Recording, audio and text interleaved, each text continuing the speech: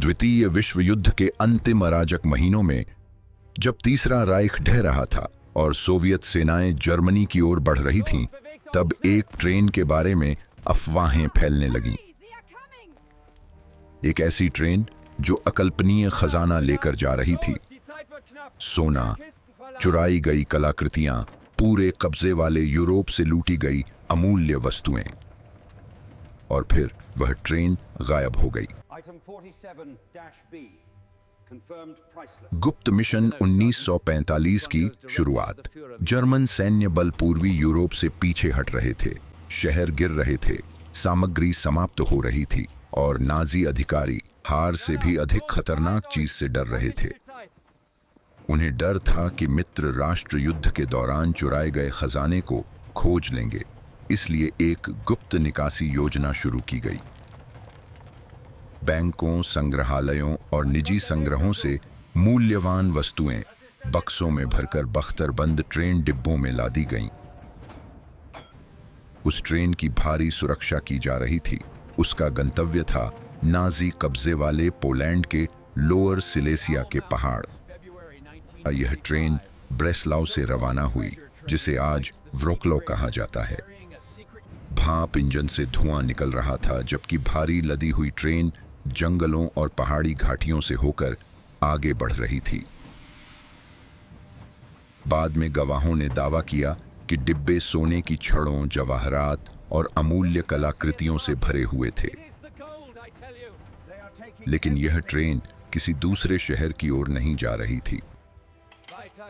यह जा रही थी किसी छिपे हुए स्थान की ओर, कहीं भूमिगत।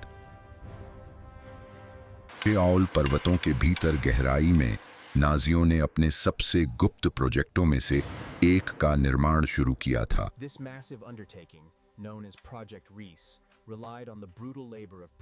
प्रोजेक्ट रीजे पहाड़ों के भीतर गहराई तक काटी गई सुरंगों का एक विशाल जाल।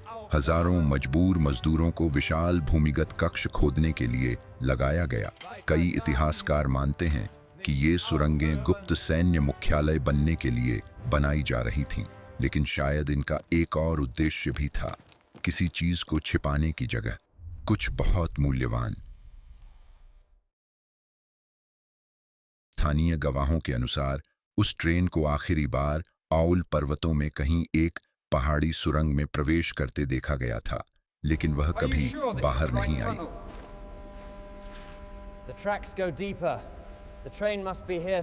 जब कुछ हफ्तों बाद सोवियत सेनाएं वहां पहुंची, ट्रेन गायब थी। न कोई पटरी, न कोई डिब्बा, न सोना, सिर्फ खाली सुरंगें और अनुत्तरित प्रश्न। कई दशकों तक लापता नाजी खजाना ट्रेन की कहानी को एक किंवदंती मानकर खारिज कर दिया गया, लेकिन अफवाहें कभी नहीं रुकीं। स्थानीय निवासियों ने दावा किया कि पूरी की पूरी ट्रेनें भूमिगत छिपा दी गई थीं। कुछ लोगों का मानना था कि नाजियों ने पीछे हटने से पहले सुरंगों को विस्फोटकों से बंद कर दिया था।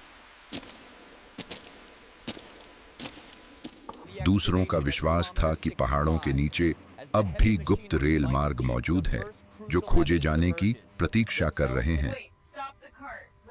2015 में 2 खजाना खोजकर्ताओं ने एक चौंकाने वाली घोषणा की। भूमि भेदी रडार का उपयोग करके उन्होंने दावा किया कि उन्होंने रेलवे तटबंध के नीचे एक लंबी वस्तु का पता लगाया है। उसका आकार एक ट्रेन से मेल खाता था। यह खबर पूरी दुनिया में फैल गई। मीडिया दल वहां पहुंचे, इतिहासकारों ने सबूतों पर बहस की और एक बार फिर नाजी गोल्ड ट्रेन की किंवदंती ने वैश्विक ध्यान आकर्षित किया। खुदाई करने वाली टीमों ने उस क्षेत्र की खोज शुरू की। भारी मशीनें लाई गईं। भूवैज्ञानिकों ने जमीन की जांच की। हफ्ते महीनों में बदल गए, लेकिन कोई ट्रेन नहीं मिली। फिर भी कई शोधकर्ताओं का मानना है कि प्रोजेक्ट रीजे की सुरंगों ने अभी तक अपने सभी रहस्यों का खुलासा नहीं किया है। सोना, जवाहरात, पूरे यूरोप से चुराई गई अमूल्य कलाकृतियां। कुछ इतिहासकारों का अनुमान है कि आज वह लापता खजाना अरबों की कीमत का हो सकता है, लेकिन सबसे बड़ा रहस्य अभी भी अनुत्तरित है। क्या वह ट्रेन वास्तव में मौजूद थी? और अगर थी, क्या वह अब भी कहीं पहाड़ों के नीचे छिपी हुई है? नाज़ी गोल्ड ट्रेन की किंवदंती द्वितीय विश्व युद्ध के सबसे बड़े अनसुलझे रहस्यों में से एक बनी हुई है, और आउल पर्वतों के जंगलों के नीचे कहीं सत्य अब भी दफन हो सकता है। आपको क्या लगता है, क्या नाज़ी गोल्ड और खजाना अब भी मौजूद होगा? कमेंट में जरूर बताइए और चैनल को सब्सक्राइब करना न भूलें। मिलते हैं अगले वीडियो में।